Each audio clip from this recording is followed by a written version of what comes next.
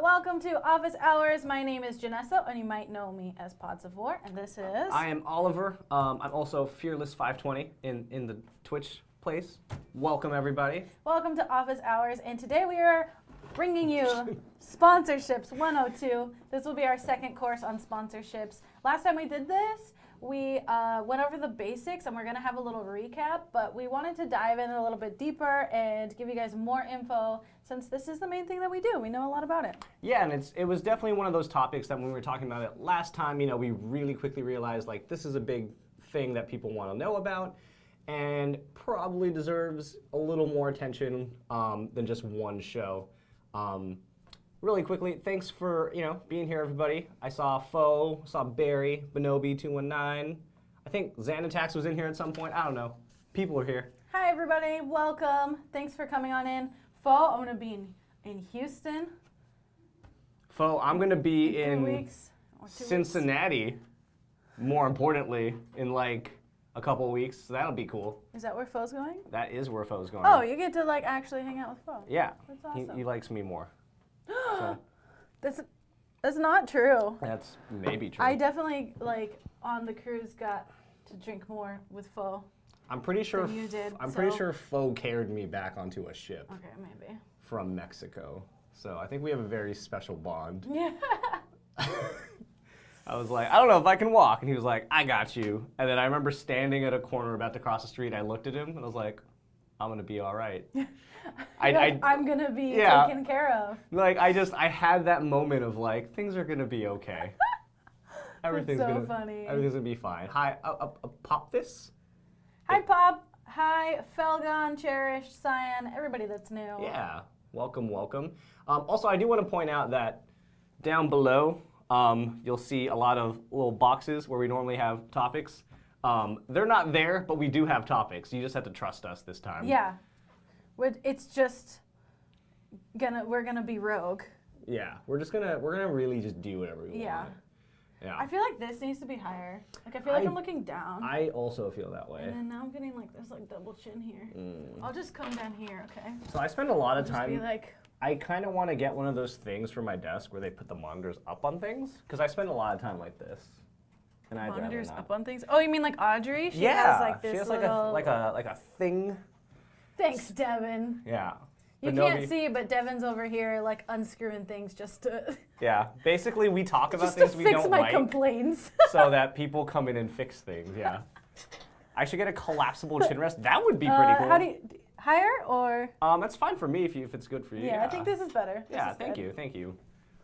Literally like every other Office Hours Bonobi, I don't know what you're talking about. There's so much thoughts and plannings into this.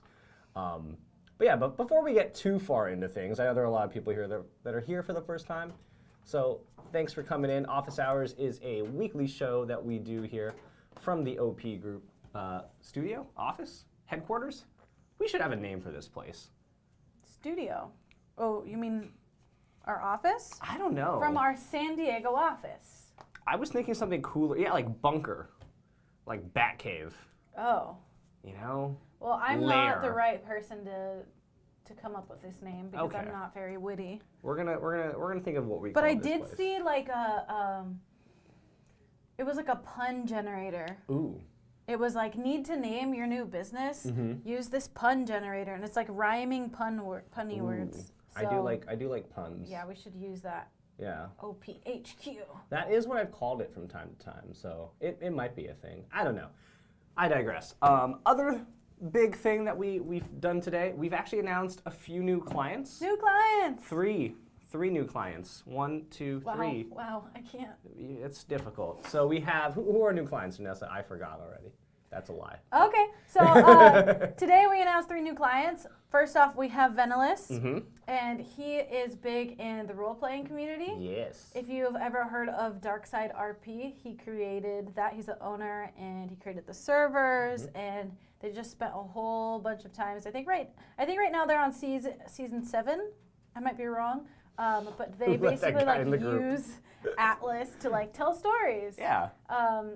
So that's Ven, and then we also have Big Foltz, Mm-hmm. who is our very first Like- YouTube gaming. Yes, I was gonna say Big Foltz is big on YouTube gaming.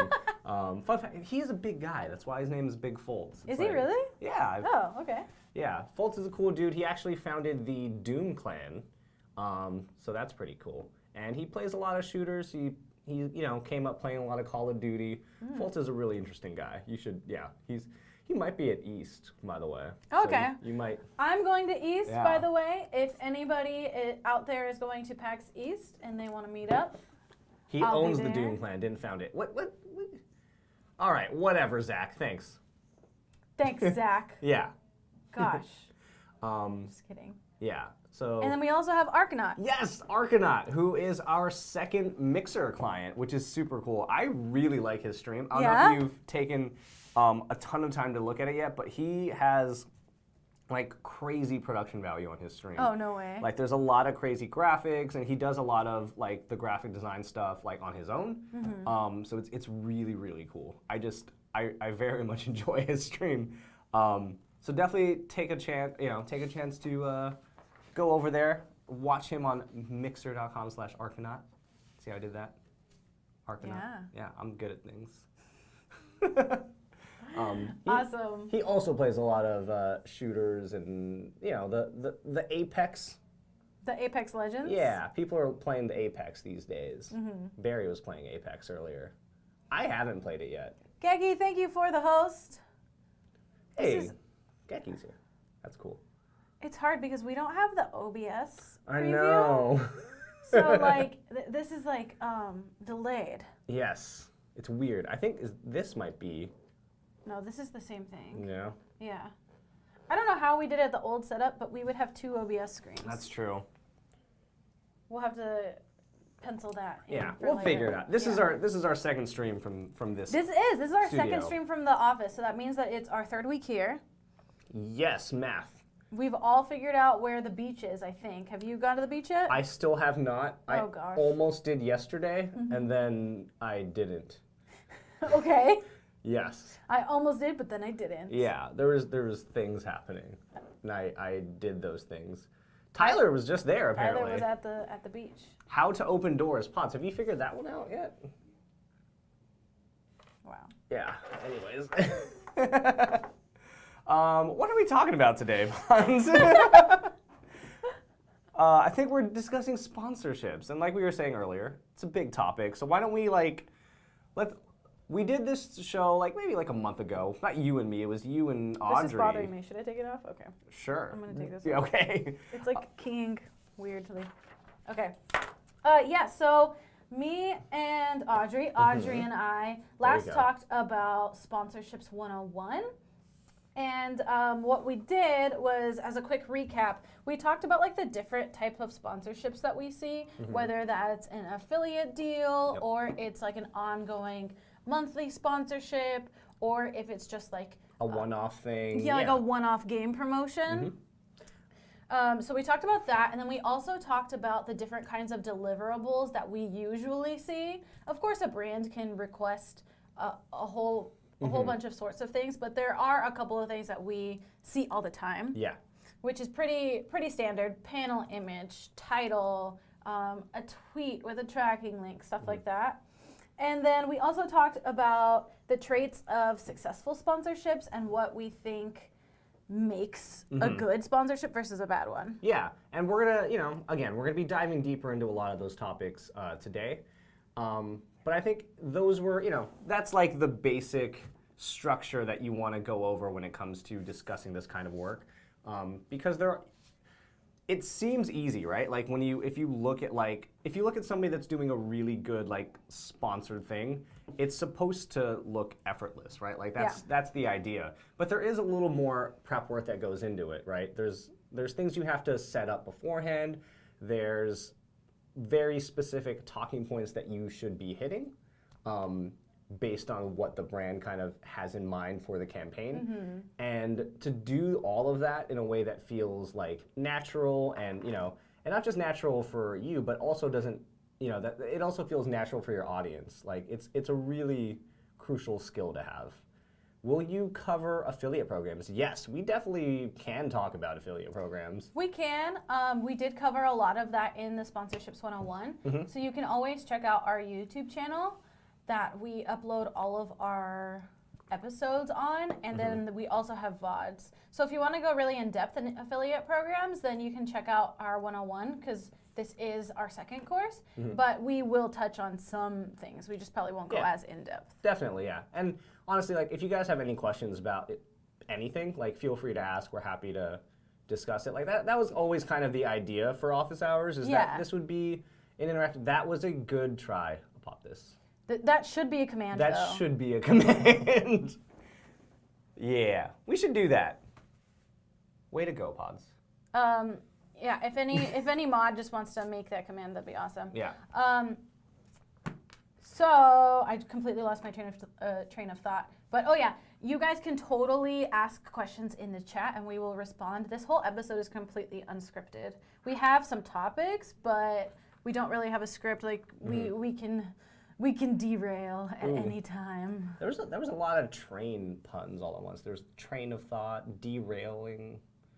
I did all of that without realizing I was doing it. Yeah. Why is it called train of thought? You are brilliant. Well done. Okay, so just so you guys know what's coming up, we are going to talk about pitching to sponsors, and then we are going to talk about preparing for sponsors, and then we're going to talk about like the do's and don'ts of what you should and shouldn't do while you're actually doing the sponsored work, which is going to be my favorite section, and then just general Q&A. Yeah. Also, people are not going to let you live down this glass door thing. No. No. Have you resolved the glass door situation? Well, my head doesn't hurt anymore, and Casey has now put up a Post-it note. Two of them, There's actually. two Post-its. Yeah. So Casey has now put up a Post-it note on the window door, glass door. So we can see if something's there. Yeah. To be fair, though, I was totally like working on my phone while I ran into it. Like I was typing out a message. It was loud. Yeah. Like you really walked into it. I walked into it and I screamed. Yeah. And like I know I sucked it up and acted like I was okay, but like I felt dizzy the whole day. Oh God. It was weird too because you did that right after I walked past it and I was thinking like, oh, I almost walked into that. Glad I didn't. Yeah. Yep. That was the moment I had. And it was the one section of the office where literally everyone could see me. Yeah, it was good. I think that's the only spot in the office that's like that. Yeah. Like if you had done it from the other side of the door, it would have just been like Casey probably that saw it. Yes. Yeah. And these three, like that. Yeah, our maybe. admin guys. Maybe though. Like who knows? Pods versus doors. Ooh. Why would I sue the company? Oh my gosh. No thank you. Also, we can get our own YouTube link now that we have above Are we 100 above? subscribers. Oh, yeah. Yes. We will do that. If anybody here didn't know, YouTube has changed the requirements. As long as you are an account that's above 30 days and has 100 or more subscribers, you can have a custom URL. Yay! We did it. Thanks. We did it. Oh wait. I thought we did. Okay, it says we only have 39 subscribers. Way to get me That's all excited. awful. Way to get me all excited. I think we should change the name because it's like OPG Office Hours, and like I was searching for it, Yeah. and I couldn't find it. Yeah. Like I went and put Online Performers Group in YouTube, couldn't find it. We can fix this. Okay. Yeah, this can be fixed. Also, everybody subscribe to our YouTube channel so we can get a custom channel name there on the URL, because that would help also. Because I'm not gonna remember that.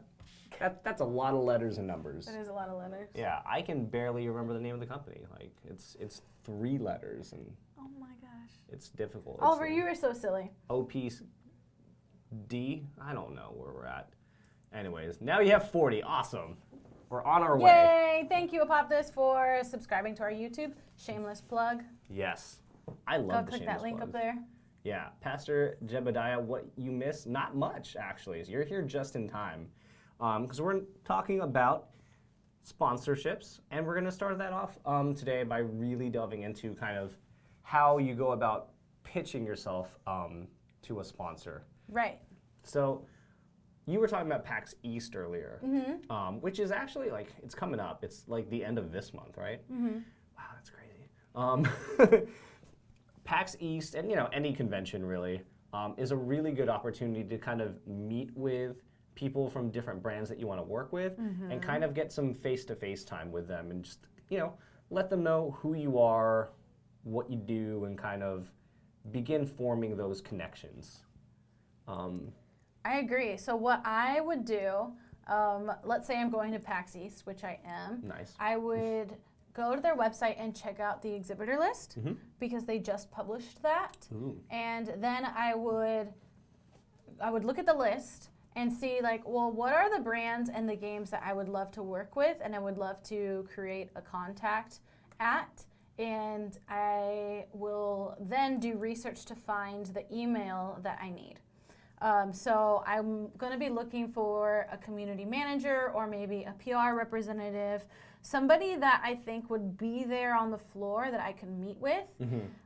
There are some games, like there are indie games, right, where it's a very small company. There's just a dev.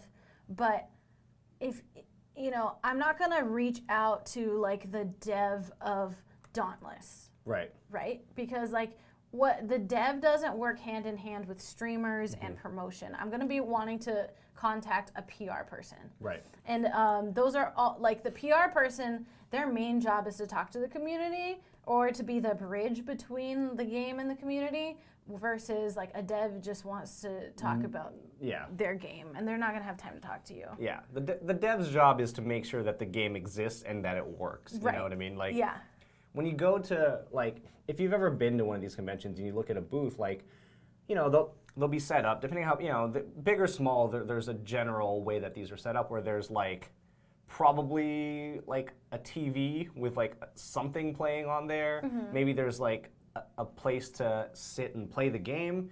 And then there'll be some amount of people around the booth working it. If it's a really big booth, like it's an EA booth or something like that, like you'll definitely see a lot of employees there, like working in the booth, and you need to kind of like, I think it's always good to like take a little bit of time to like go there and just like look at everybody really quick. Scout it. Yeah. You're on a scouting mission. Yeah. You're surveilling. Exactly. You don't want to just go in there and start, talking to anybody. Like. Wait, am I surveilling or surveying? Surveilling is, I believe, it's an like ability in magic. Term. Yeah. I mean, it's a real word too. Also, it has to do with surveillance. Yes. Sorry, I just totally... Surveying is okay. That is an appropriate word to use. I totally just like derailed your thought. No, you're good. I'm sorry. Again with the trains. Do you like trains? Well, I don't know. I didn't know the BART was a train. Oh. I thought it was a spaceship. Ferry. A ferry. Yeah. I mean, I knew it was for transportation. Yeah, I mean it's a transportation ferry. Yeah. Yeah. But yes, when you get there and you're surveying the booth, you want to kind of see if you can figure out somebody that is not just there to like manage the line, right? Like you want to look for someone that's not just there to hand out like freebies and stuff. Yeah. You want to try to figure out, who is there that, is like you were saying earlier, like a PR person or a community manager, or somebody that you can talk to kind of begin forming these connections, right? Right. Because like, and I saw this question earlier, I forget who asked it, but someone was asking like, is there such thing as being like too small to like do this stuff? And I don't think you should ever like really think you're like don't sell yourself short, you know what I mean? Yeah. Like, I think you should be realistic in your expectations about what you can get. Like, if you don't have a ton of followers, don't just go in demanding like infinite money and everything. Yes, Pastor Jebediah was asking. But like, there's a reasonable amount of things that you could talk to them about. Like, you can talk to them about, getting keys to their new game. Maybe maybe you can get early access to it. Maybe you can get some extra ones to give out to your community. Like, that's a reasonable request, I would say. And don't worry so much about like if you're too small to do it. Like, Because if you are and they don't want to do it, they're going to say no, but like that's the worst that they're going to say. Right. Like, and at the end of all that, you've still spoken with this person, you've made that connection, and there's a way that, you know, even if they say no, you can come back to them later. Like, it's not a complete dead end or anything, you know? Right. I don't like this whole terminology when it comes to like small and large streamers. Like, first off, that's a different definition to everybody. You know, and for someone to say like, oh, I'm a small streamer, and if you average like 50 people, you're going to offend the people that are averaging 10 and 15. Like, you're not small, right? So I don't think, and I also don't think that you should be calling yourself small in front of sponsors, because you always want to put your best foot forward. Yeah.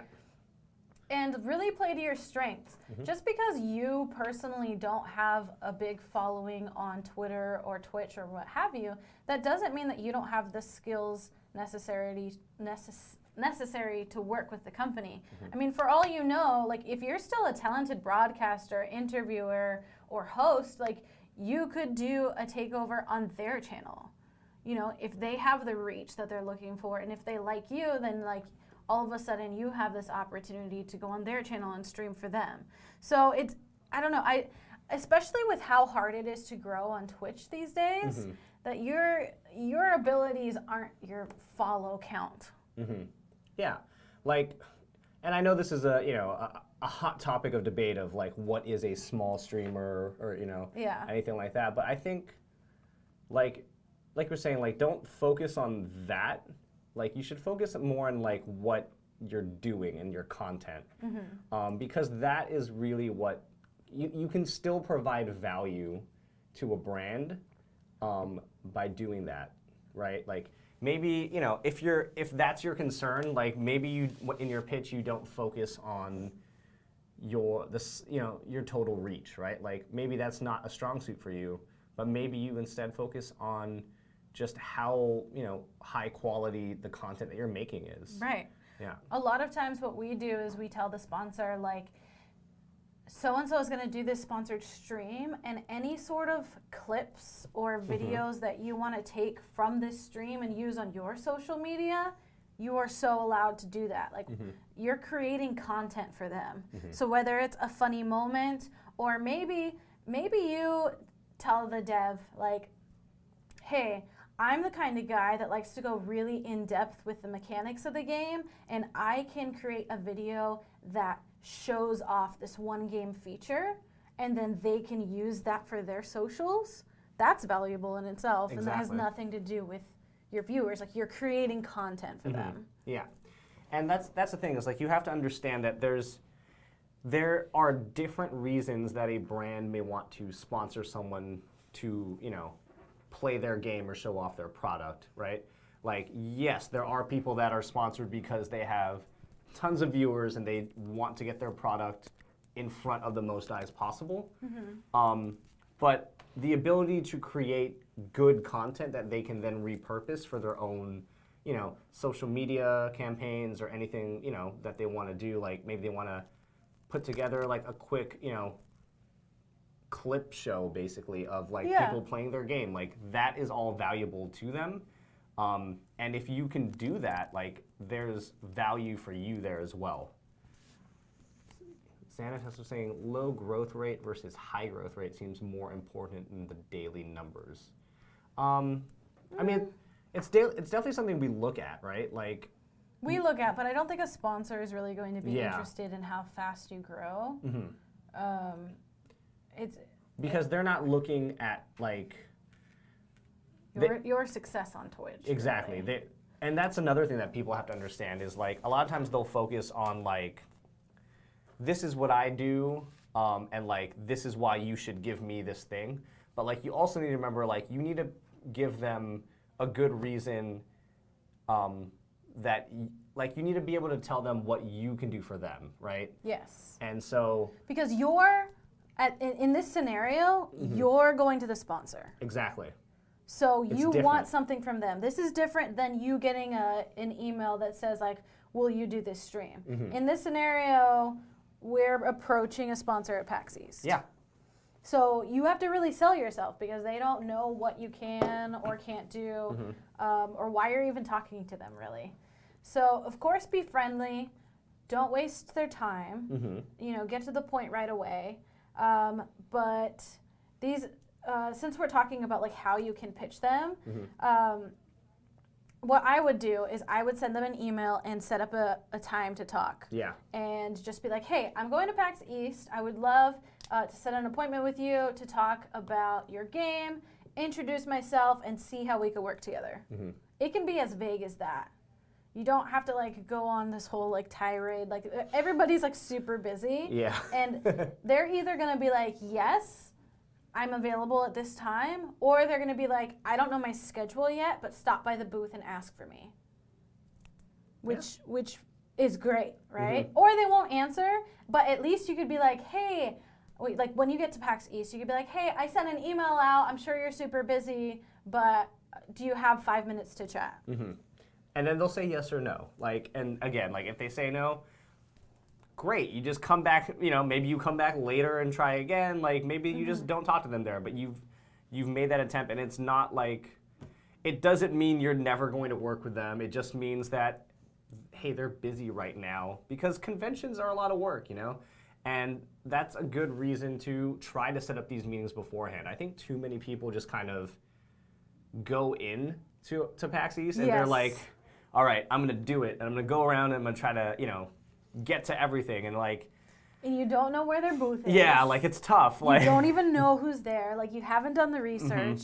I've done this too. Yeah. Where I just show up and then you're constantly overwhelmed, and like there's been PAXs where like I end up seeing nothing just because I wasn't prepared. Yeah, and it's, you know, it's tough, especially for a big convention like PAX East. Like last year was the first time I was at PAX East, and you know I've been to a lot of conventions, but that's one of the bigger ones I've been to. Like it can definitely be overwhelming if you don't take the time to, you know, take a look at who's going to be there, take a look at where they're going to be, and you know just do your prep work. Something I do like about PAX East though is it's like the convention's like downstairs. Down below, yes. Yeah. So when you walk in, you can like look at everything. Yeah, I really like that too. So like you enter through security, and then there's escalators down. Yeah. But you can stay up here. Yeah. And hey Jim, thanks for the host. You can stay up here and just be like, oh, okay, Astro's over there and Razor's over here. Yeah. It's really nice because like you can, like obviously you're not going to be able to see everything, but you can find out where the big like things are. Yeah. And like it also just helps for like logistical things at the convention of like, where's a good place to meet up? Well, find a big booth and use that as, you know, a marker of like, hey, meet me at the giant Razor booth or whatever it's at. You know, it's there's a lot you can do to make those kinds of trips to conventions and stuff more efficient, which will give you a lot more time to do the networking that, oh God, do the networking that you want to do, right? Yeah. Zach was saying something here that's really cool. He's saying traditionally streamers look for sponsored streaming work because they are able to work from home and it can be great for their channel. But it's good to keep in mind that there's other content creation opportunities that don't necessarily require streaming. Yeah. Yeah. I think that's up to you to decide what you can offer somebody.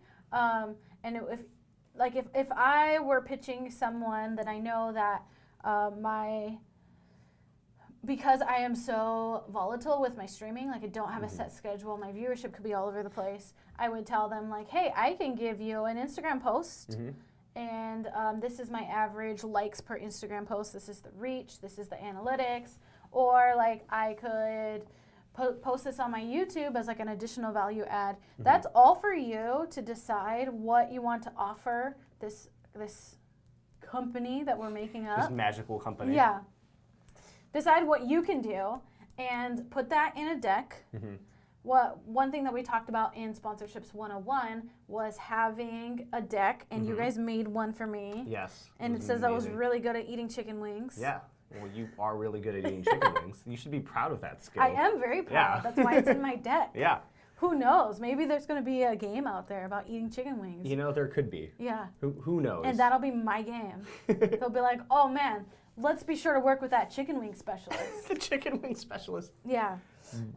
So you want to make a deck, right? You want to make a pitch deck, and it's going to have a bio of you. It's going to have a good photo, hopefully a business professional headshot, because I know you really think that like that picture with your cat is super funny, but when you're approaching a sponsor, you want to look as professional as possible, and we've definitely seen that the people with professional headshots get more work. Yeah, definitely. It's something that, again, like you need to take the time to invest in this if that's something that, if it's something you want to pursue.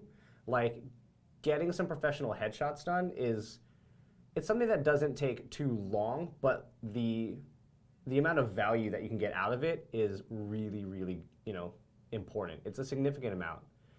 Why are we talking about my hair? That's weird. But yeah, like the pitch deck is a big one, and it's something that I think not enough people are doing, because people will go up to brands at a convention, they'll talk to them, they'll follow up with an email. But the thing that's really good about a pitch deck like that is that it's a very quick way for you to show a company what you offer to them, right? Like you were saying, there'll be a quick bio, a headshot, and then like important like analytics, right? And the great thing about making a pitch deck like this is you can choose what to put on there, right? Yeah. Now, don't lie, obviously, because it's easy to look that up. But like you can choose like your best analytics to put there on the front of your pitch deck that really highlight your strengths, right? Right. So like my Instagram followers are higher than my Twitter followers. So I'm gonna put Instagram first instead of Twitter. Yeah.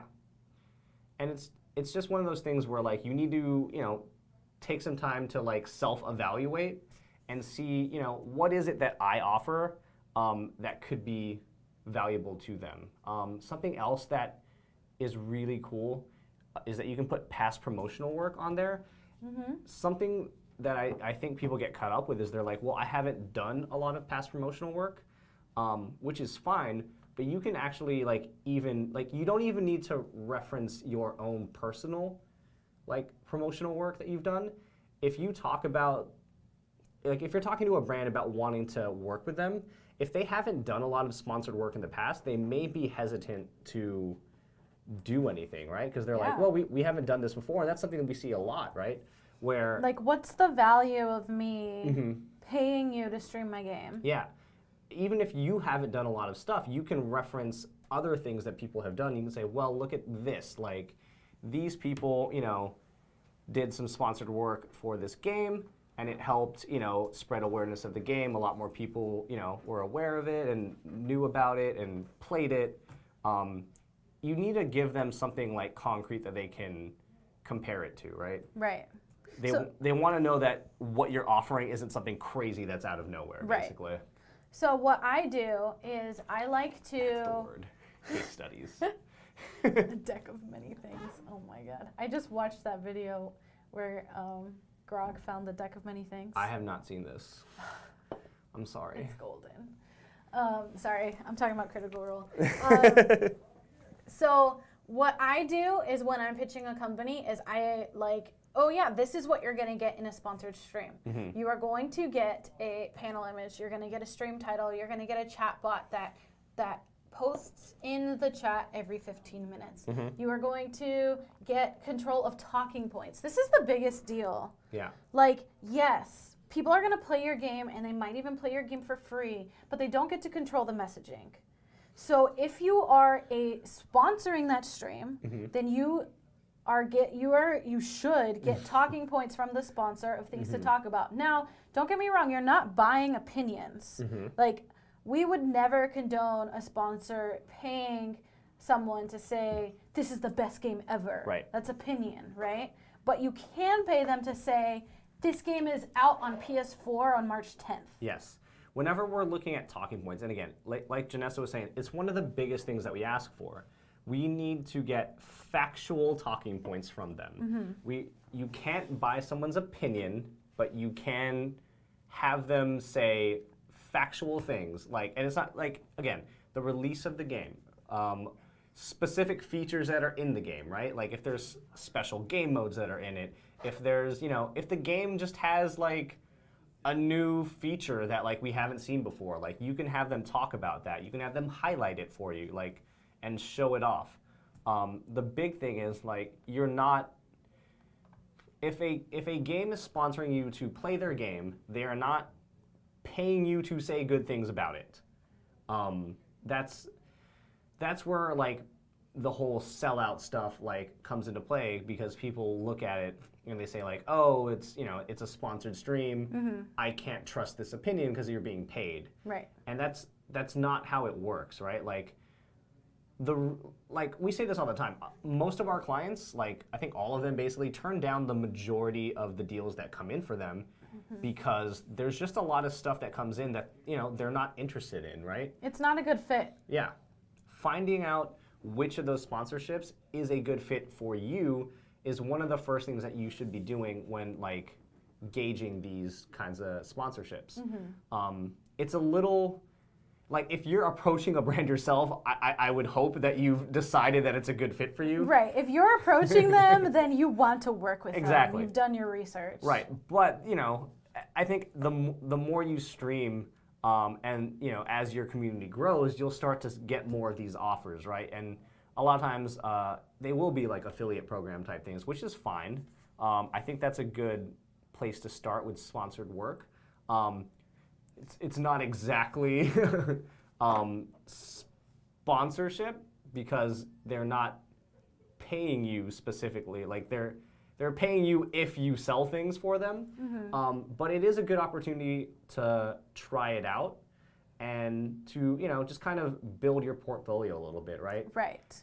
If you've never done anything paid before, then an affiliate deal is a good way to start, and it is a way for you to gather stats and create a case study, like Cyan said.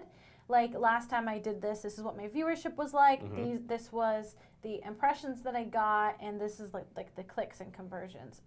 Although I would want to stay away from conversions, because if you're doing an affiliate deal, it is focused around sales. But since they're not paying you like a flat fee, you shouldn't feel like this pressure to like get 300 sales or else you don't get paid at all. Yeah.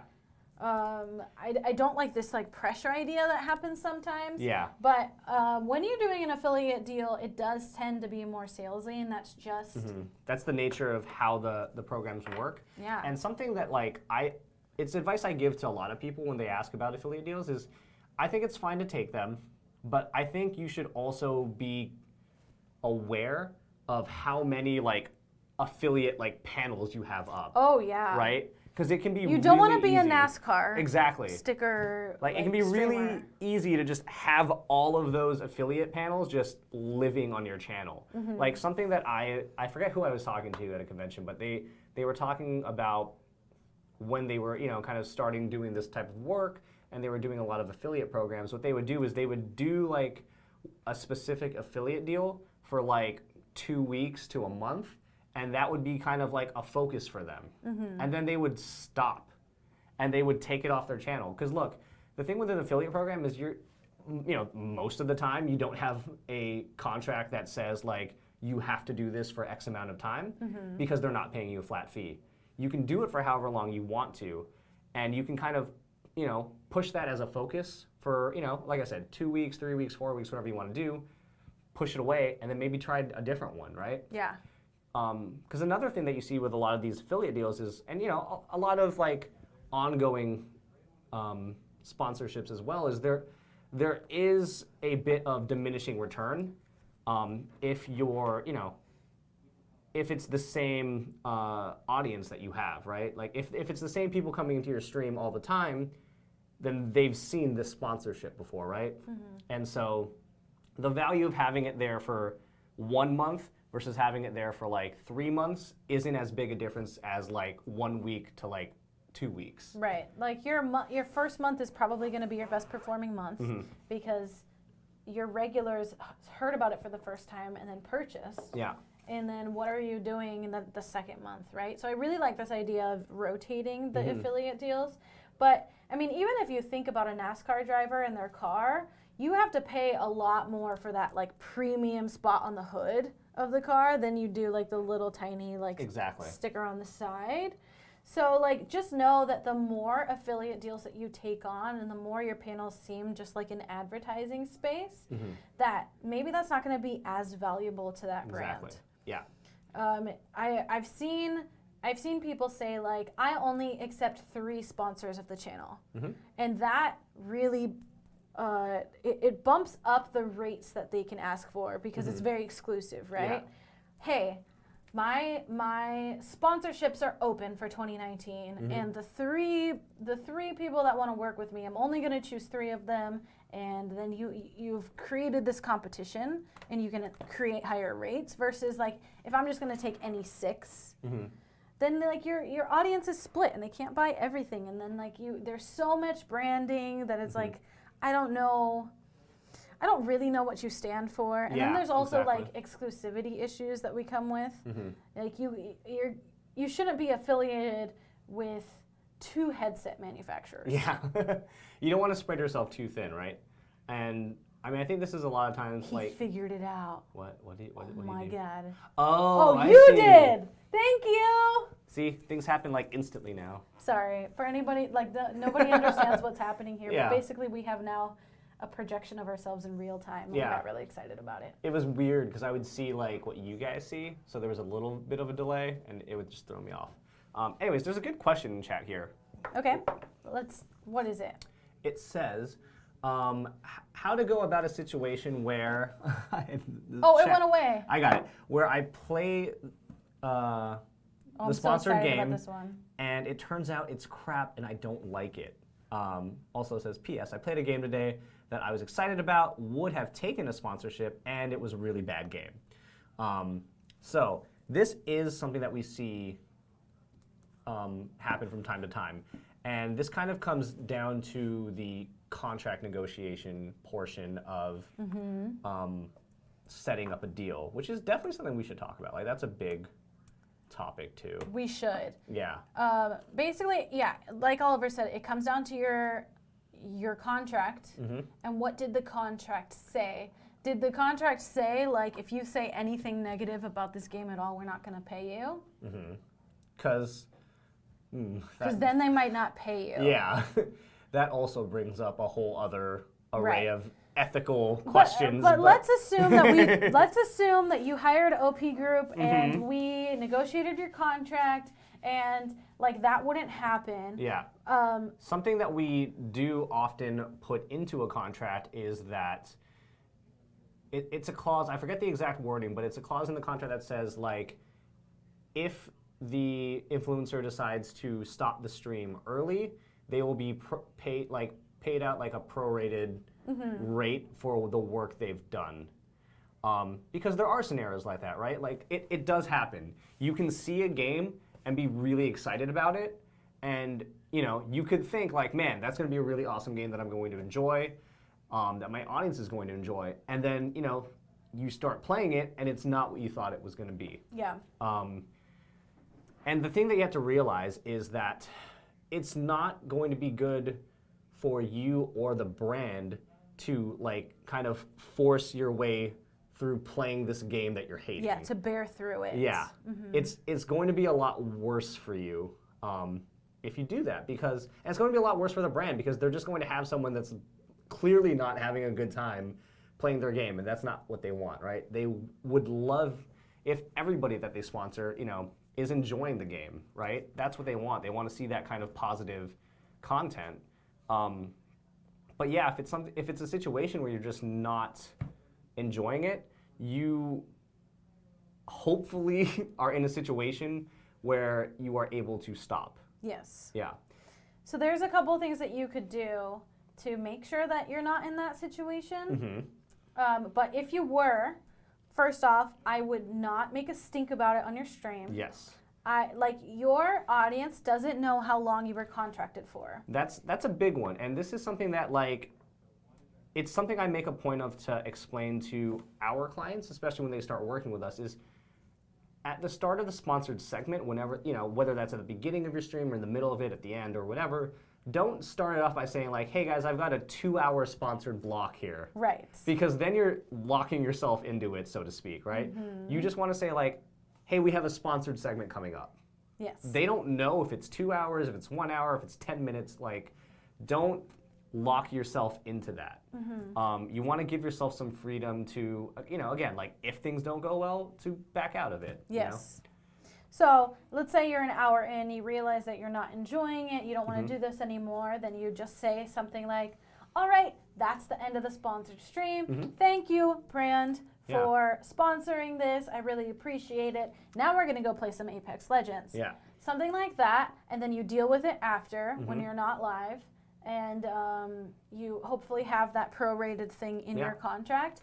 Like nobody knows that you were slated for 2 hours. You're not saying, like, please don't say, like, okay, this game sucks. I can't take this anymore. Yeah, don't. I'm going to go play Apex. Yeah, we've seen that happen before. Yeah. You don't want to be that person that has that meltdown live on stream and just like shits on the game basically. Yeah. You want to avoid that scenario at all costs. Then you get into this whole thing where you've like disparaged the game, and we keep disparagement in the contract because it's usually like a big deal. Like there's a difference between being like, I don't agree with this situation in the game or this choice or this artistic decision, and disparagement. Yeah, and this is something that like I used to review movies. Like this was a thing. Me and Audrey used to do that actually. Really? For the same website.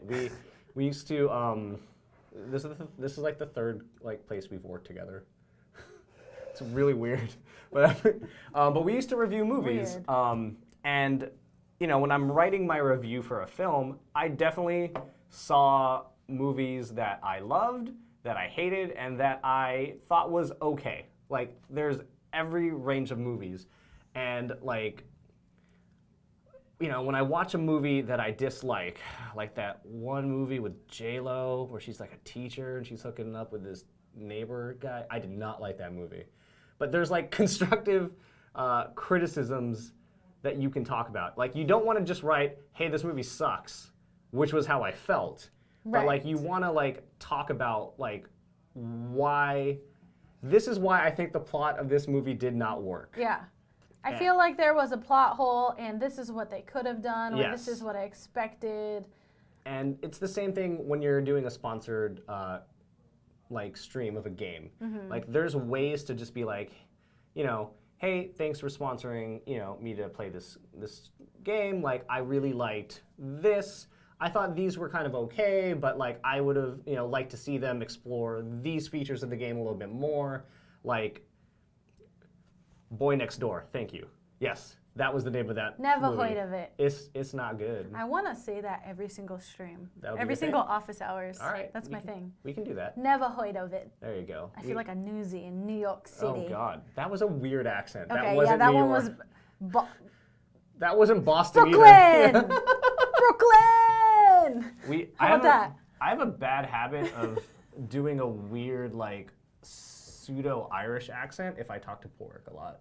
Really? Yeah, it You're happens. just imitating Pork? Yeah, it's nothing like I love Pork. I think he's really cool. But if I'm just around him a lot, like Pork's one of our admins and he's from Ireland, so he has a very Irish accent. If I'm around him a lot and I'm talking like him, like it just kind of happens. I don't know. I agree with you guys. If anybody asks me what my favorite Christian Bale movie is, I'm always Newsies, and they're just like, it's a good one. What are you talking about? Yeah. His career is very interesting. It is. He's been he's Batman. He was Batman. He was a newsie in a Disney musical. Like he was. If you haven't though, like go watch the stage production of Newsies on Netflix because I saw that was there. good. I haven't seen it yet, but I was really excited when I saw it the other day. It's so good. Definitely going to. I got to see it live. Oh, nice. Yeah, and you're just like, oh my! Did they get the best male dancers like in the nation? Like, I'm sorry, but like an all-male dance number gets to me. I'm gonna be spending a lot of time on planes this month, so I have some time to. That's true. Yeah, to watch stuff. And like with Netflix, you can just like pre-download it, so it's ready. Yeah. I was just on a American Airlines flight, and on my way back, they had a TV screen on the seat. That's nice. And they had games. I got to play Plants Ooh. vs. Zombies. Nice. I love that game. Yeah, I'm gonna be in a different state every weekend this month. It'll be fun. Me too. Yeah. Yeah. I don't think we're overlapping on any of those Cheers. trips. We're not. Yeah. Wait, but you're not going to East? I'm not going to East. Oh, okay. No. I'm gonna be. So I'm gonna be in I have Dallas. 4 cities and Yeah. then East. See, I have 4 cities and no East. Although maybe I end up in Vegas at some point in a couple weeks for things. Ben, Who knows? That would be a dream. Who knows? Are we just talking about Christian Bale movies here? I think so. American Psycho? I wrote a paper on American Psycho. Did you really? Yeah. Well, it was a film. It was a film major that led into the film reviewing, which led into me writing, which somehow led to me here. I don't know. Who knows? Things about Oliver today, apparently. Careers are crazy. Yeah.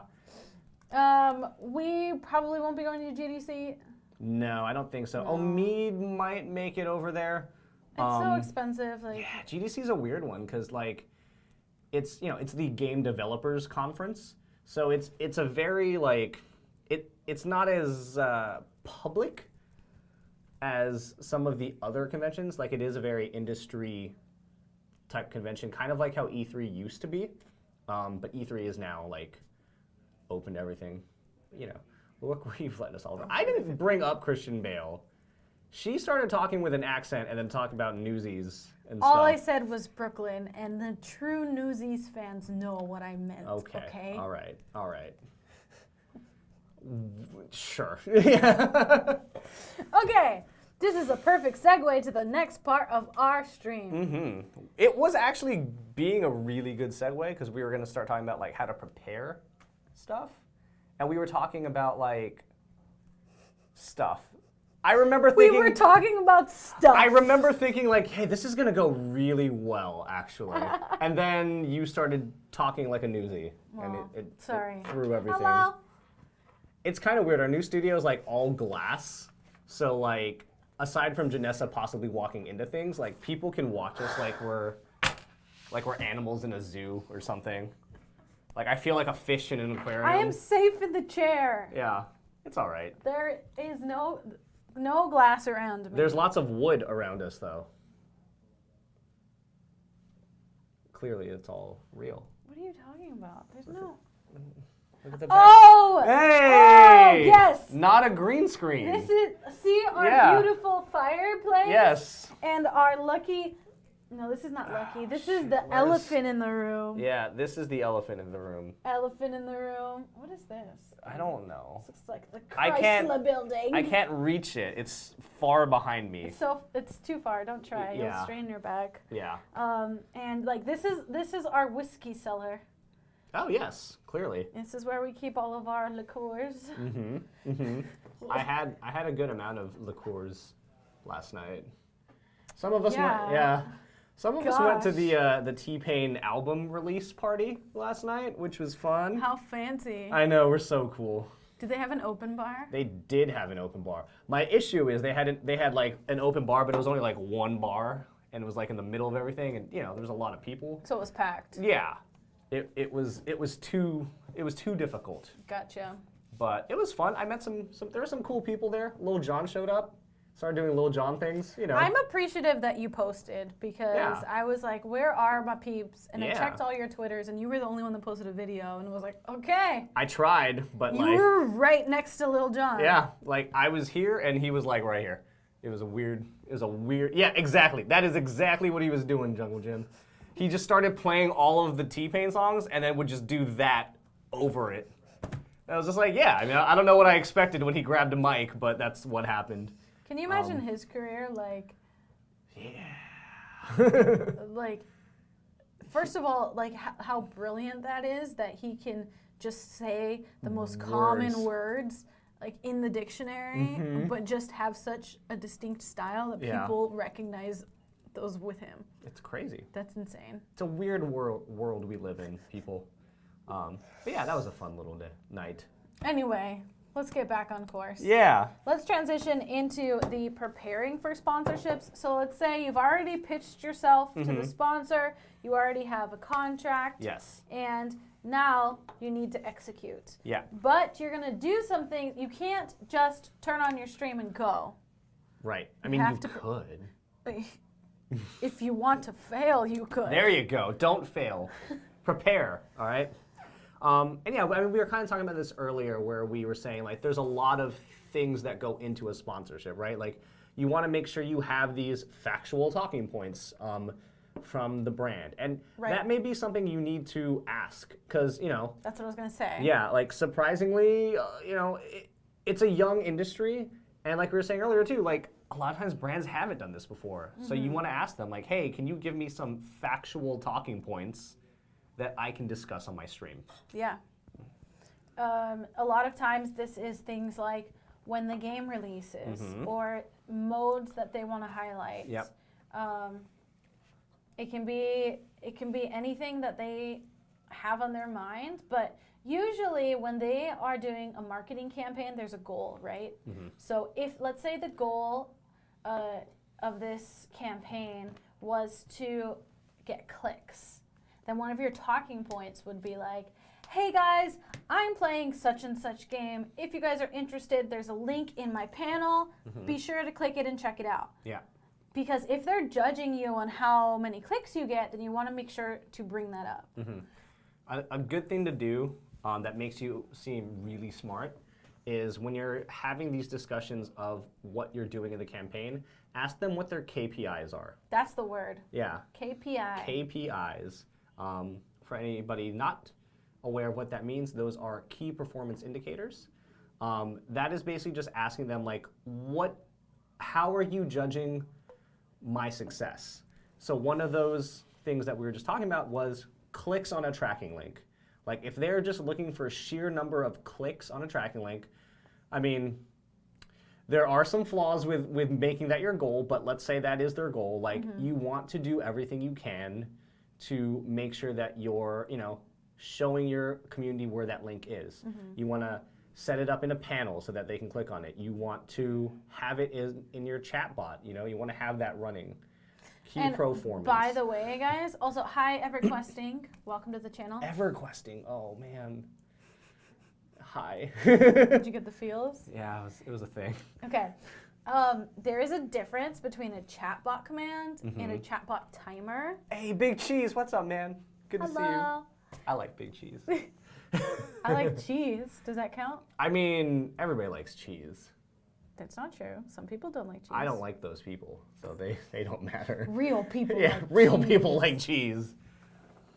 Audrey, thank you for the resub, a whole 6 months. Welcome back. And as a reminder, everybody, all of the revenue that we generate from the stream from subs and bits and donations, anything like that, will go into a giveaway, which I know I keep saying it every time I'm on here, but we will do a giveaway soon, guys. Yeah, we'll do a giveaway soon. We should do some brainstorming. I'm gonna write that down. Yeah. Not right now. Not right now. Not right now. I mean, I have a pen in my hand, but not right now. God, Audrey's using her own emotes, and they're terrifying. Oh my God, those things. Yes. In case you didn't know, Audrey's now an affiliate. Yay, she which did gives it. her emotes. So, she has 2 of them. She has 2. One of them is her cat Caesar salad, and the other is a picture of herself as a really scary clown. Gosh. It's horrifying. I'm closing in on that affiliate thing. I mean, the fact that I haven't streamed all month is probably not helping my affiliate. Tell me about it. Ship, but you know, things have been busy. All right. We've been so busy here, and now we're traveling to all these different cities. Yeah, it's gonna be a month, man. Yeah. Anyways. Anyway, I was talking about how if you're doing a sponsored segment, always be sure to set up a chatbot timer. You want to have that rotating, especially if it's only a 2-hour stream. Yeah. You can't. Sure, blame Jack. You can't rely on your mods and your audience to just randomly know what the chatbot command is and pull it up. So you want to be sure that that's running on like a 15-minute or a 10-minute timer. So it's auto posting in there. And I know people like they sometimes get concerned that their chatbot is being like too spammy or whatever, but like I'd say that kind of just, it depends on your chat, right? Like if you have a very fast moving chat, then you can probably do it every like 10 minutes, every 5 minutes maybe if you're, if it's really crazy. But like if it is a bit slower, then, you want to take that into account and not have it, posting as much maybe. I mean, you can set that up in Nightbot. You can set it up to Exactly. be like, it won't post if I don't get 10 lines of chat, stuff like that. Yeah. So we want you to do that, Yeah. and then what else we got here? Something that I think people don't, they don't think about enough is kind of the tech aspect of it, like especially on console streams, right? Like this is something that we've seen from time to time where, like maybe there's a game that's released, like they're doing a release specifically on a console, like on PS4 or whatever, and they want a sponsored stream from the PS4. I mean, I myself, I have a PS4. Who wants this? Who wants what? Has that been a real ask? Like, I want... Yeah. It's been a real thing. Okay. Just trust me. And it, like, I'm just using this as an example, but like... It's just blowing my mind, An but issue, I believe you. An issue that happened was like, oh, hey, I haven't touched my PS4 in like 6 months. So when I turn it on, I have infinite updates that need to happen. And so like you want to like factor those kinds of things in before you need to be doing your stream, right? Like take the time to install the game. Install the game. Test it out, make sure it works. Like you don't want to start the stream and have that be the first time you're opening it. Like yes, like you don't want, maybe you don't want to play through the whole thing, obviously, or maybe you don't even want to play through a lot of it because you want that like authentic first experience to be on your stream, but make sure it works. You know what I mean? Like make sure that it's installed, make sure that it opens, make sure that you can start the game, make sure that your controls, are set up how you want them to be set up. Like you just want that transition to be as smooth as possible. Right. You don't want to be there and having this awkward moment where like you're already in the sponsored segment and you're just like twiddling your thumbs. You're twiddling your thumbs because you don't have the game installed. Yeah. This is real. This happens. This happens to the best of streamers. We're not prepared. I mean, to be fair, sometimes things come in hot and you deal with it. But like you want to like do the best you can to be as prepared as possible. Yes. Like yes, things in this industry happen very quickly sometimes, and yeah, you just kind of have to deal with it. But if you have time to install the game and troubleshoot, do it, right? Because you don't want to have like, hey, this is the start. Is this a real pen? That is a real pen. How do I? You take the cap off. It tricked me. Yeah. Okay.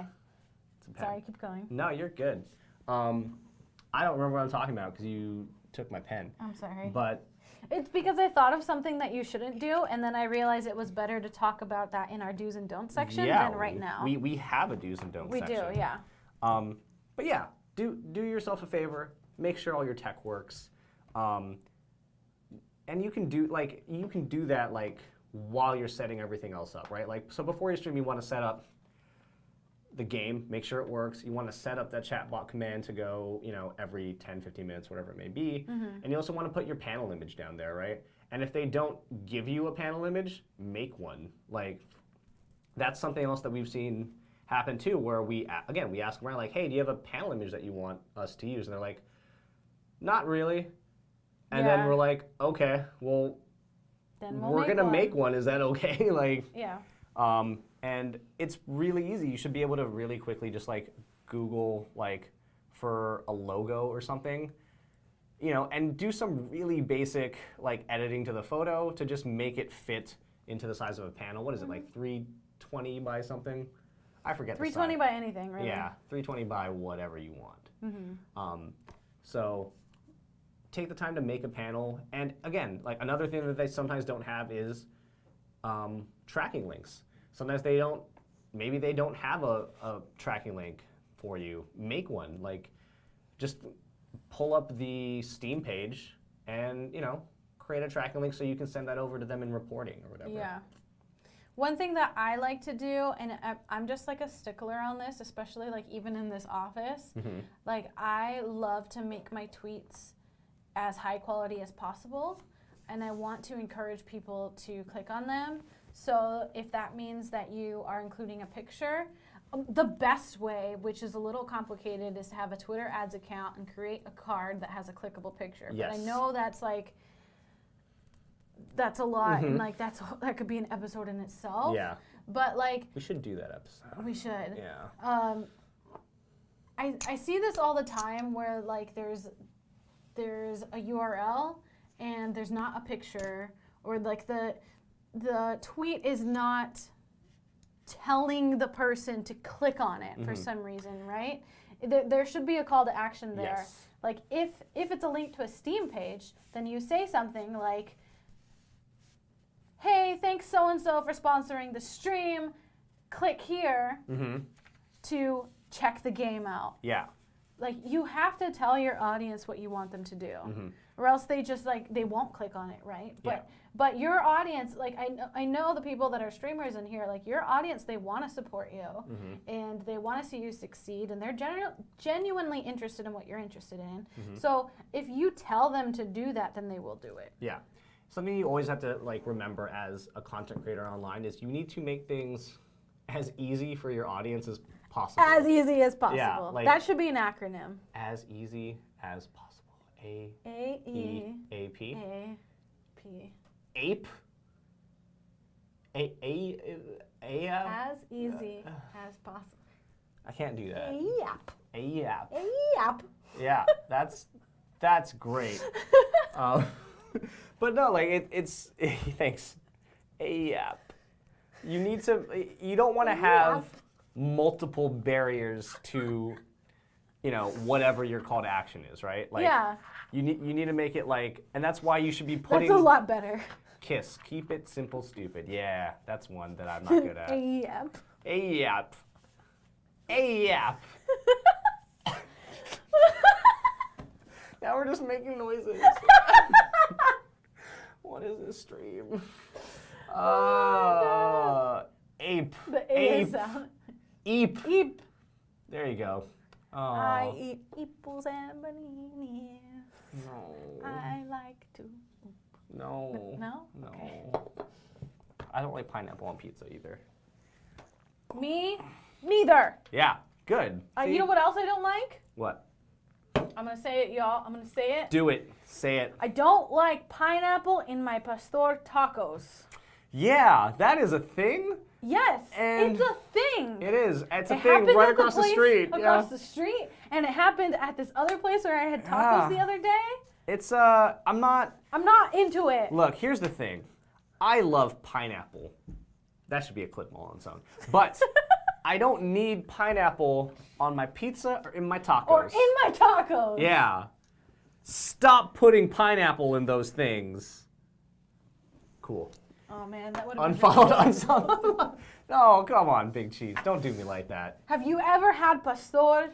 Like, come on. Yeah, like it doesn't need that. It's a weird addition to those tacos. Like it's, I don't know. I'm not a fan. Yeah. So social media. You should do things for that, huh? What were we talking about?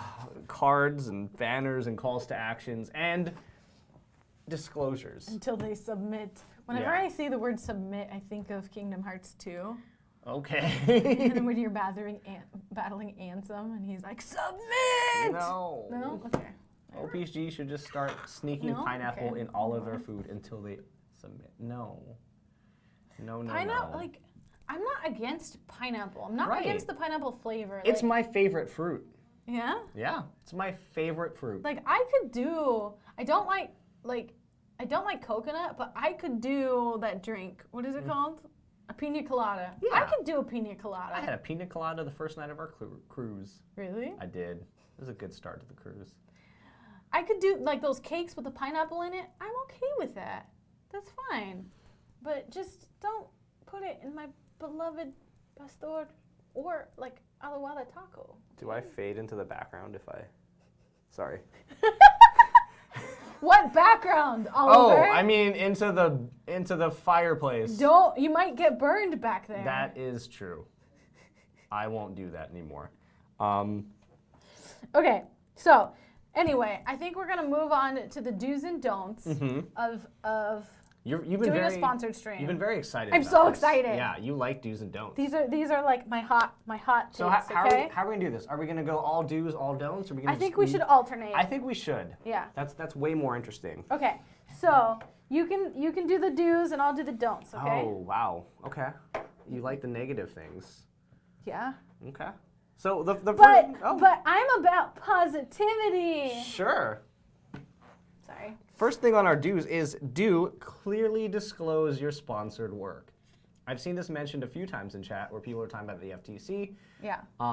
Please do, like for your own good, disclose that you are doing sponsored work. And that counts for your streams, it counts for your social posts, counts for your YouTube videos, like any content that you're creating and publishing,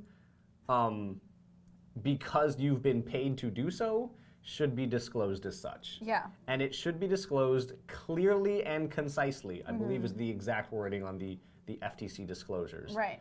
So if I read Oliver's tweet and I think, was he paid to do this tweet or was he not paid to do this tweet? Like, if I have that question, then you didn't do a good enough job disclosing it. Yes.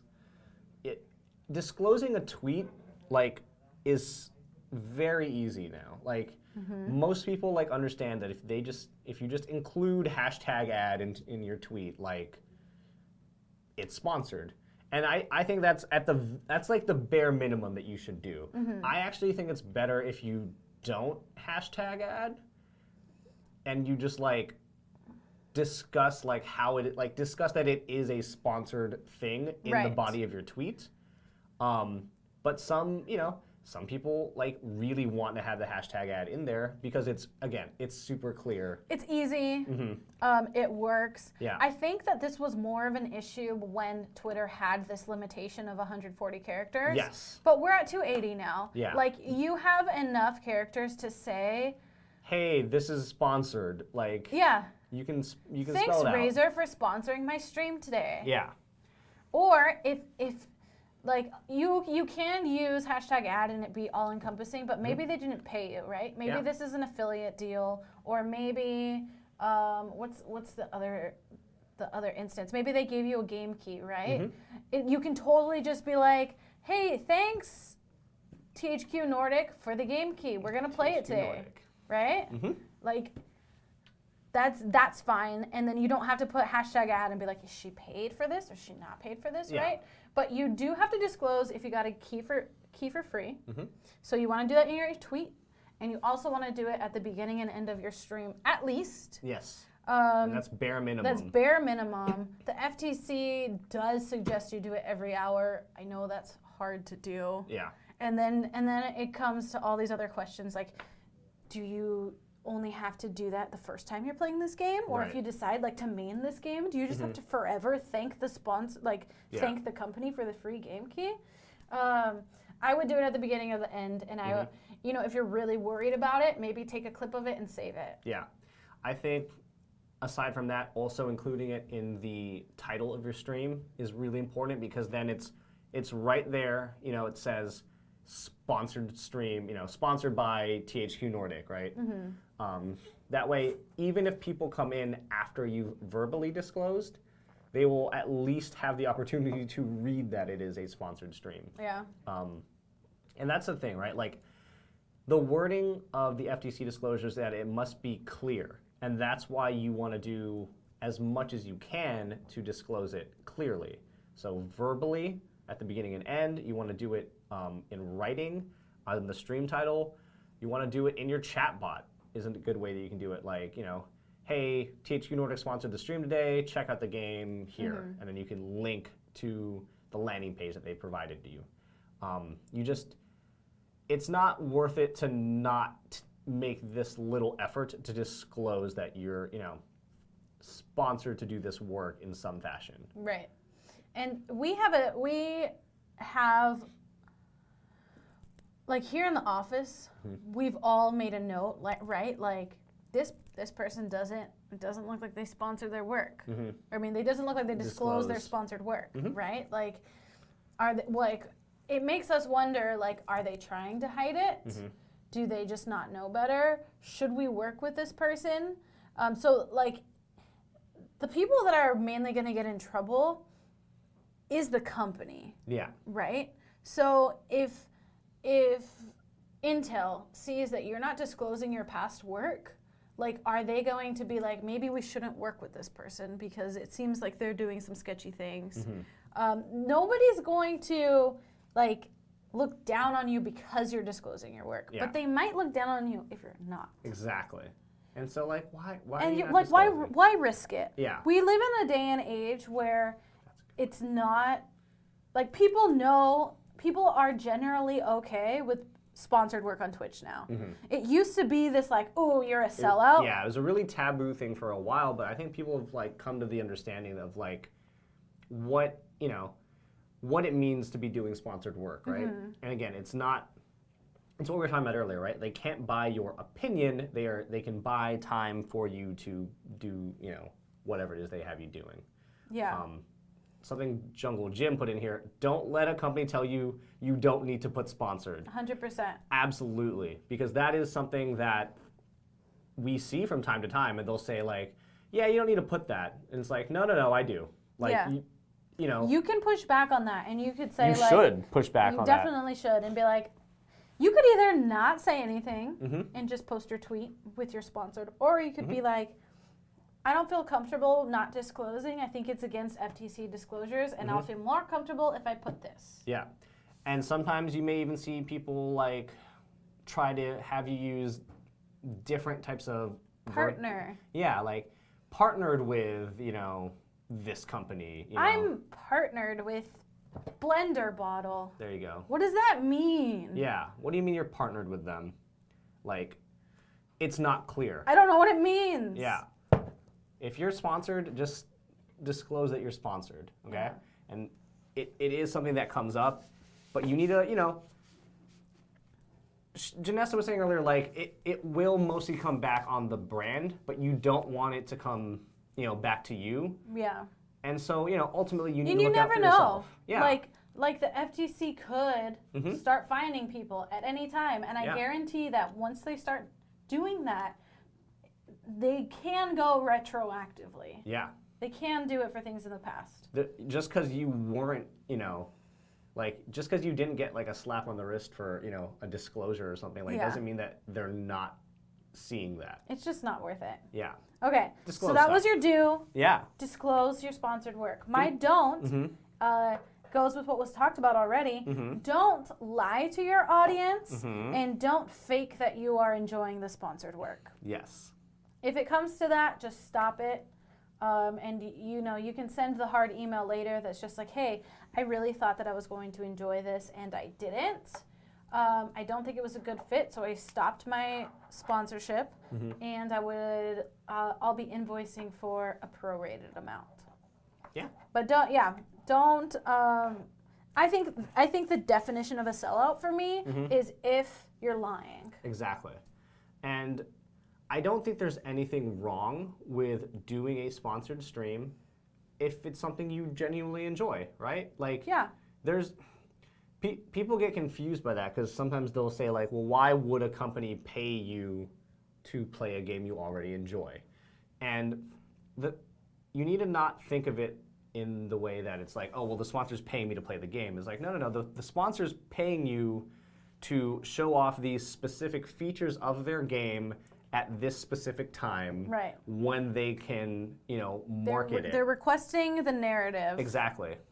And that is what you're doing, right? And again, if it's something you're truly enjoying, perfect, right? Like, you're enjoying the game, your audience is enjoying the game, the brand is getting content that is valuable to them, and then you got paid for it. Like, that is an all-around good time. And lying about it, just it makes your sponsorships so much, like, way less valuable, basically, because if you're honest with your audience and you tell them, like, yeah, I didn't love this game because of these reasons in a constructive way that we've discussed before, then it makes your opinions more valid to them as you go on, because they know, like, okay, well, clearly they don't just say, great things about anybody that sponsors them, because here's a situation where they were sponsored, they didn't like the game, and they talked about why they didn't like the game.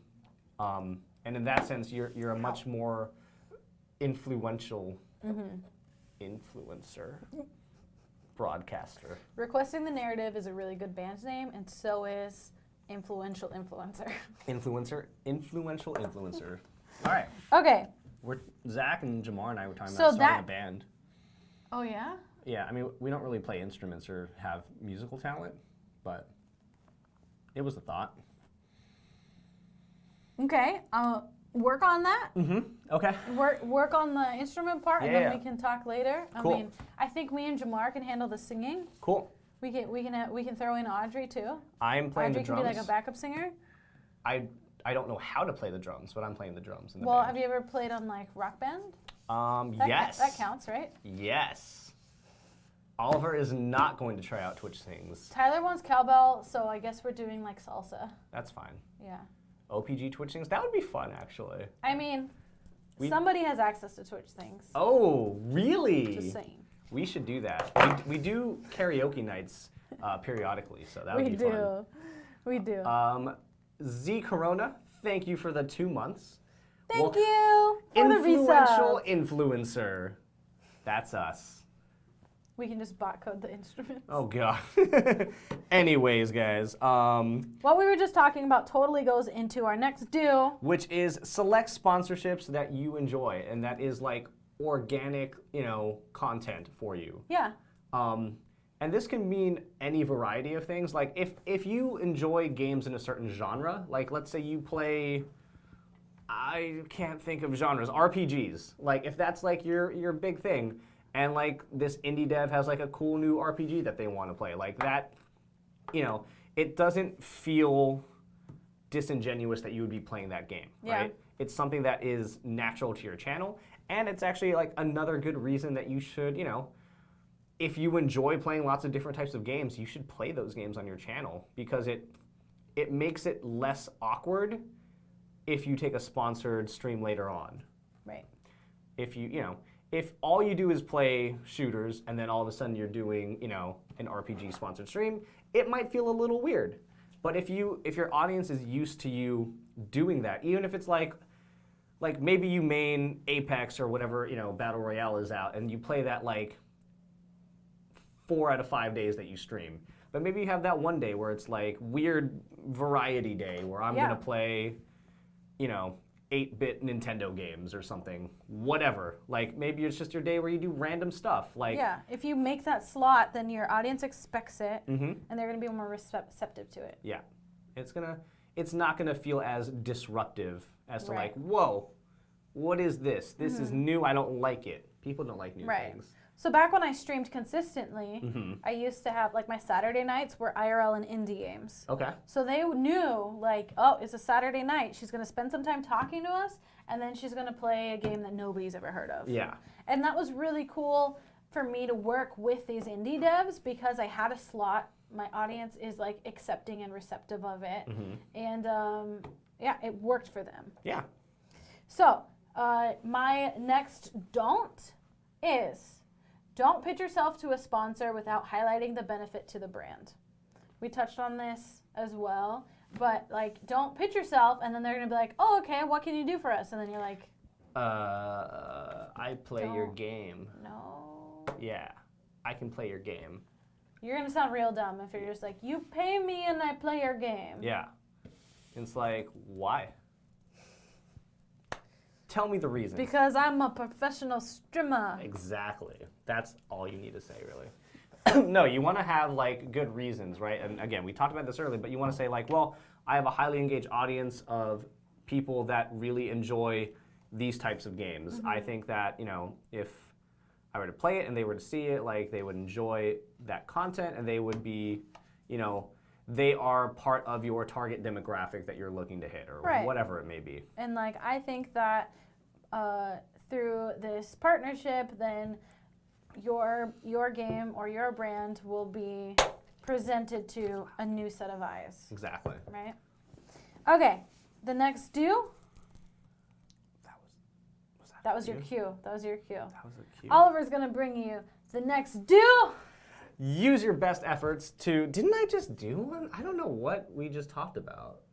We talked about this earlier. That's why. You're Oh, confused. okay. Yes. Use your best efforts to meet the KPIs that your sponsor has set. Yeah. So we did touch on this a lot earlier. Just know what they want, and if you don't know what they want, ask for it. Yeah. And You want to have a good idea of what the goal of their campaign is, right?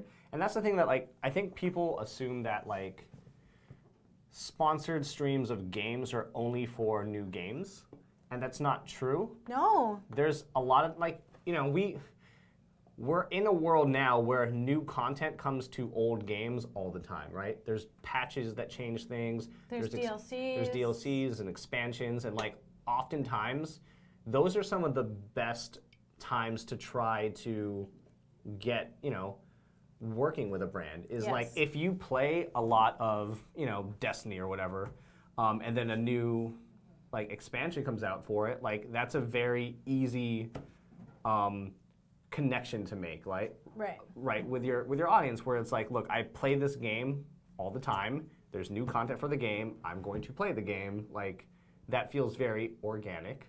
Ooh, things that we were talking about earlier. Connections being made. Nothing to do about trains. That's a little bit of a bummer, though. I like trains. We should talk more about trains. We should do a stream from a train. E3. E3. Ooh, we can stream our trip to E3 on a train. We'll do E3 Yeah. train, and hopefully it won't. Oh, Never mind. Gosh, yeah. Never mind. Wow. Okay, we're not going to talk about that one.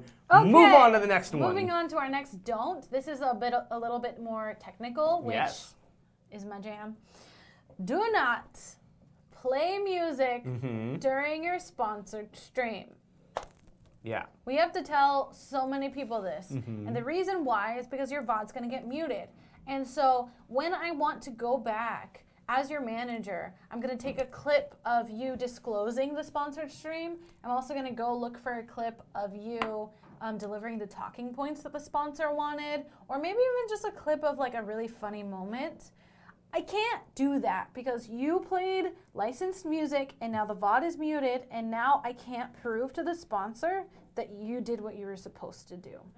So, first of all, you shouldn't be playing licensed music on Twitch anyway, Exactly. but that's another story. Yeah. If you're going to do that, just please, please, please don't do it during your sponsored stream. Yeah. Stop a little bit early, too, because, you know, when they mute stuff, it doesn't grab specifically, all right, the song stopped here, this is where we can unmute it. It does not. It grabs a range, all right? It's an automated system. Yeah. I've seen it to where I stopped the music maybe 10 minutes before, and it's still muting. Yeah. Take the time to stop the licensed music and maybe go take a break, you know? Like, Yes. go get whatever you need ready and let that kind of settle in so that when you start your sponsored segment, it won't be muted, right? Right. And there are things you can do, like you can just not play music during the segment, or you can use something like Pretzel Rocks or whatever, where you can play royalty-free music and you won't have to worry about that. Right. Yeah. Totally. So that's why, because we do a lot of reporting, and speaking of reporting, that runs into our next do. After your sponsor campaign, do promptly send over reporting and analytics of the sponsored segments you did. This is something that I think a lot of people don't think about and can really set you apart, you know, and that's kind of what we've been talking about, right? There are a lot of people that will approach a brand about doing sponsored work, and they'll just, you know, say like, yeah, I want to play your game, let me do it. And maybe they say yes, and they do it, and that's just the end of it. And you know, if that works for them, that's fine. But like a good way to make yourself stand out is to be more prepared than, you know, the rest of your peers. And that comes with creating a pitch deck for yourself. It comes with asking about these KPIs, and it comes with sending in reporting of your stream to the sponsor after you're done. Go to your dashboard, pull up your, you know, stream analytics, and send that information over to them so they can see like how many people were watching your stream, like how long did you stream, you know. In in numbers, right? Like in like statistics that they can look at. If you had a sponsored tweet, like maybe send over the Twitter analytics for that so they can see the impressions that it got. Yes, because impressions are really important, and they're not going to be reported unless you do that step. Like, they won't see it public. Like, I think like as a sponsor, I would want to know how many times that tweet was seen. Yes. On top of how many times it was liked or commented, because that number is way higher. Yes. So and it's do the reporting, and that's, you know what, a lot of times that's what like differentiates us from like other people, is that we do have this back end reporting process that they're very appreciative of. Yeah. And it's you have to think of it again, like from the brand's perspective, like what are you doing for them? This is a way for you to show them like really definitively and in a way that like even the like higher ups at the company, if it's a big company that, you know, maybe they're a little bit older and they're not as familiar with this space, like this is going to be a way that you can clearly show to them like this is where the value was, right? Like we were able to get this many impressions on the social media post. We were able to get this many viewers watching the stream. This is how many viewer minutes were spent in this sponsored segment. Yeah. That all has value to them. Yeah, you know? and marketing people, they just love numbers. They do. They like numbers and buzzwords. Yeah. Yes. Okay, so one thing that you don't want to do during your sponsored segment is you don't want to take excessive breaks. This is especially true. I mean, all of these sponsor segments are usually like an hour or 2 hours, and if they're paying you to be on during that time, you don't want to take like a 10-minute bathroom break. Yeah, and this kind of goes with what we were saying earlier with the music stuff, right? Like before a sponsored segment, like we always recommend doing a sponsored segment sometime in the middle of your stream, right? Yes. Like you want to start your stream, and like maybe you have a home game, or you want to play something that you would normally be playing to kind of bring your audience in, right? You want to give them time to come in, interact with you, see that you're doing your normal thing, let them know you'll be doing a sponsored stream later on, and then when you move into that, like it's not as abrupt, and you already have an audience built up. It's going to help your numbers in reporting later on, because you don't have, your average viewership is going to be a lot higher because you started with viewers as opposed to starting at 0, right? So it's just an all-around good idea to, you know, take a break at the beginning of the stream. You know, you don't want those weird like lulls in the middle of your sponsored stream. Yes. Yeah. Cool. Next do? It's something, again, we talked about earlier. I guess we did a lot of that. But We did. Make sure you install and prepare all of your tech, basically, before.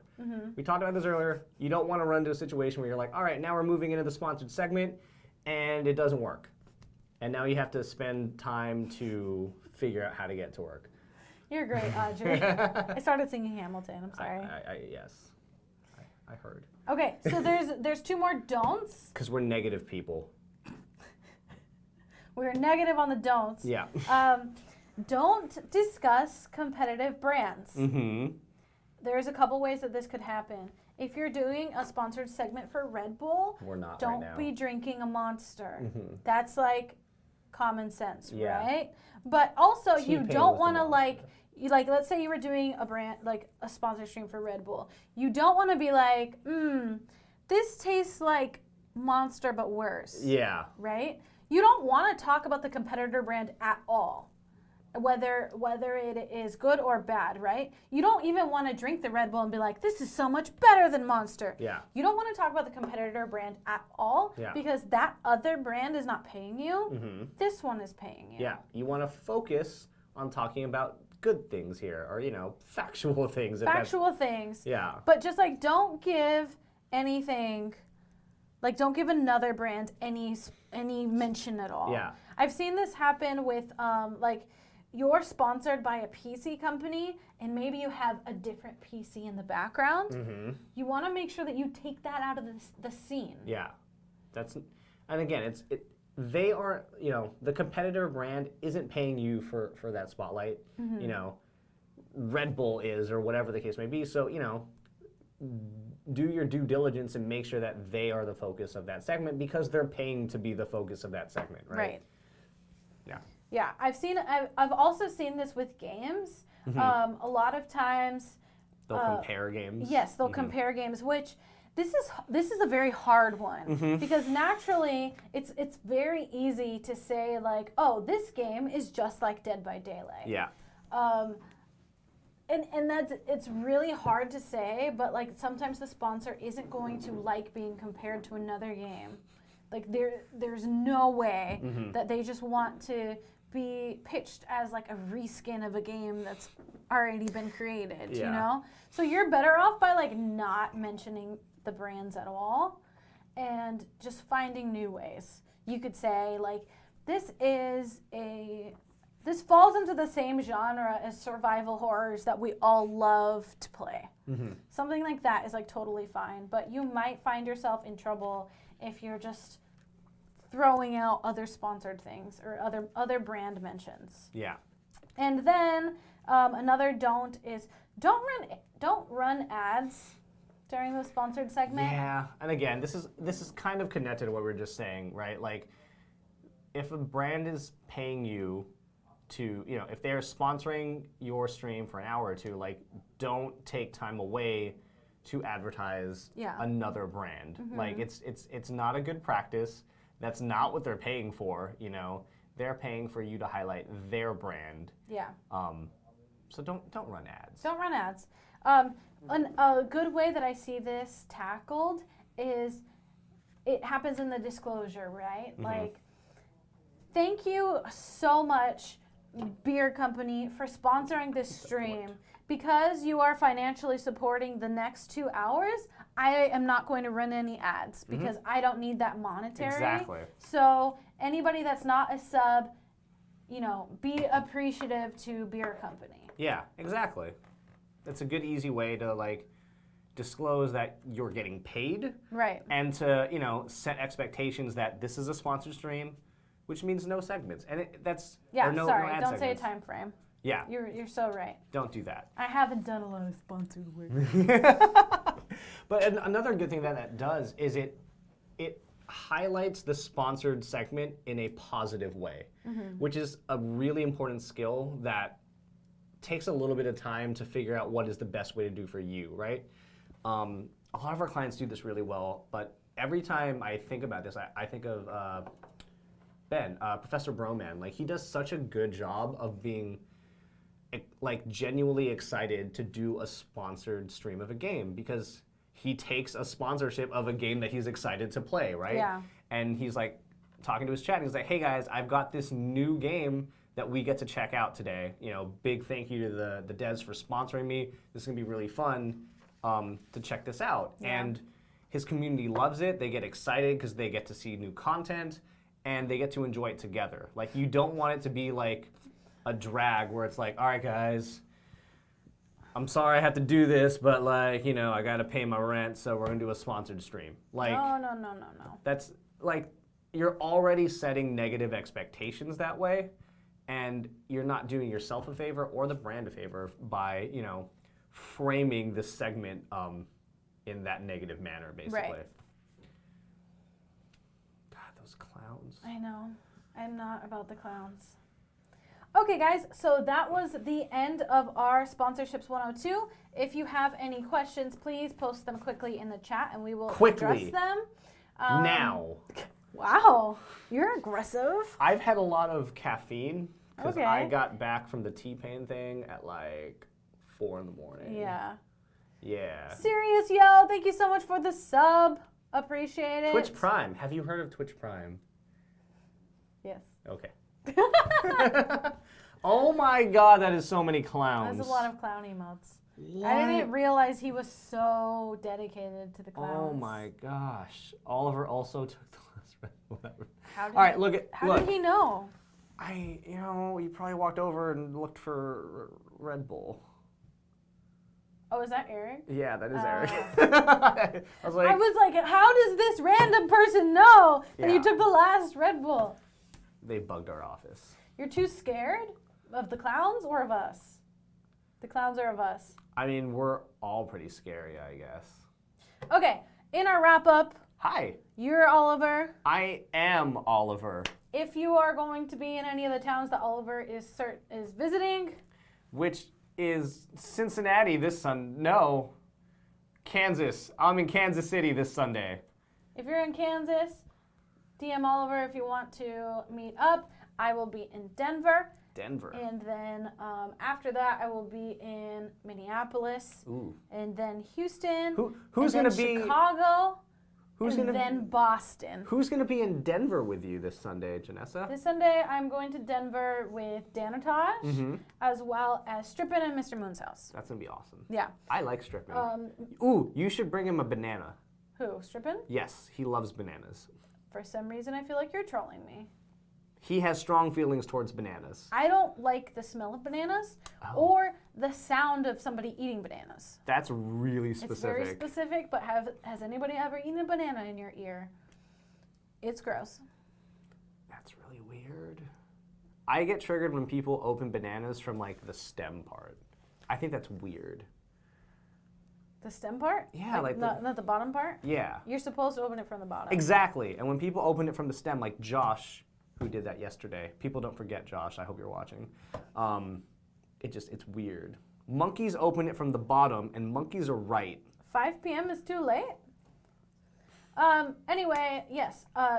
Micro Center is sponsoring a community meetup, so if you're in any of those cities anytime soon, Yeah. we'd love to have you. And what cities are you going to? I'm going to be in Kansas City this Sunday with Venilis, Katie, and Fist of the Walrus. I always want to say first. First, I almost... Yeah, but it's Fist. It's Fist, yeah. An actual walrus. Cool. So we're going to be at the Micro Center there. Next week, I will be in Cincinnati with Foe, who was here earlier. Then I'll be in Philadelphia with DM Brandon. And then at the end of the month, I will be in Dallas with Yui and Frisk. Yui and Frisk. Yep. There it is. And then it's PAX East time. And so Audrey and I East. will be at PAX East along with Zach and Tyler. Tyler's going to go. Tyler's going. I'm so excited. First con for Tyler. It is. It'll be good. Yeah. It's his first time being on a plane longer than an hour. Really? Yeah, he's never been to the East Coast, and he's never flown. Like, I don't think he's ever gone past Arizona. Wow. Yeah, so it'll be. Good luck, Tyler. Yeah, it's gonna be a cold one. Get yourself a good jacket. I promise you. You want a good jacket. You will not regret investing in a jacket. Invest in multiple. I'll be there. Wow.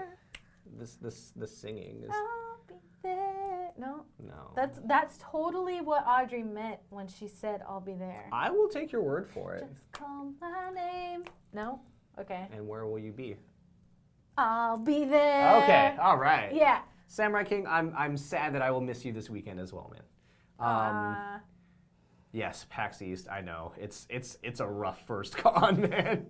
Like, I'm yeah. excited because it's going to be full circle for me. Yeah, that's right. Yeah.